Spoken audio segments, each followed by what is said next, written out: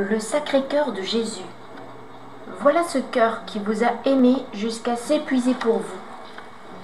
Il ne vous demande en retour que deux choses, votre foi et votre amour. Paroles extraites des révélations du divin Sauveur à la bienheureuse Marguerite Marie. Âme fidèle, en vous manifestant mon cœur, j'ai accompli dans ces derniers siècles un dernier effort de mon amour, vous proposant un objet et un moyen si propres pour vous engager à m'aimer et à m'aimer solidement. Rappelez-vous que partout où cette image sera posée pour y être singulièrement honorée, elle attirera toutes sortes de bénédictions. Je l'ai promis. Pour retirer les hommes de l'abîme de perdition, tous les traits ont été tracés par moi et ils doivent toucher les cœurs les plus insensibles. Tout regard sur la figure de ce cœur de chair vous rappellera mon amour, dont il est le siège.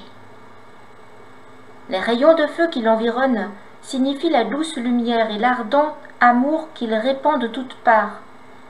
La croix qui y est plantée rappelle que, dès les premiers instants de mon incarnation, mon cœur fut son piédestal, et que le premier acte de ce divin cœur fut d'embrasser éminemment, en faveur de tous les pécheurs sans exception, toutes les douleurs, toutes les humiliations de ma vie mortelle, et tous les opprobres auxquels je me dévouai jusqu'à la fin des siècles dans le très saint sacrement.